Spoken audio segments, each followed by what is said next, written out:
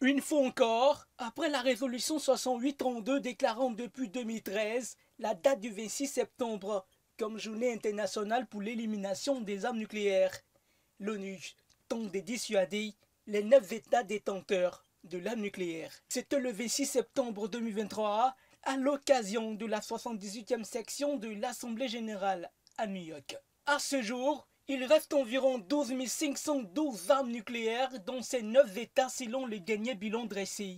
Les pays qui les possèdent font des recherches et des financements à long terme pour les rendre modernes et plus faciles à utiliser sous le prétexte de la dissuasion nucléaire. Nous devons redéployer des outils intemporels comme le dialogue, la diplomatie et la négociation pour apaiser les tensions et mettre fin à la menace nucléaire. Ce dialogue doit s'étendre à toutes les catégories d'armes nucléaires. Il doit également aborder l'interaction croissante entre les armes stratégiques et les armes classiques, ainsi que le lien entre les armes nucléaires et les technologies émergentes telles que l'intelligence artificielle. Les êtres humains doivent toujours garder le contrôle et la pleine responsabilité de toute décision d'utiliser des armes nucléaires. Le désarmement et la prévention des conflits sont au cœur de la note d'orientation sur le nouvel agenda pour la paix qui a été publié récemment. Cet agenda représente une nouvelle occasion d'ouvrir la voie à un monde exempt d'armes nucléaires. J'appelle tous les États membres à se rallier à cette cause essentielle.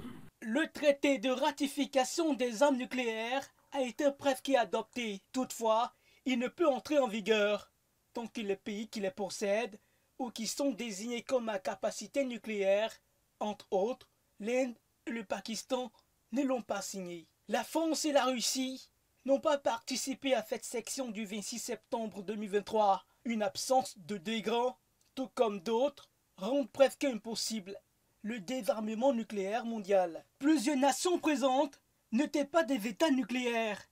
Ils ont dénoncé le risque auquel ils sont confrontés de la part des États qui le sont.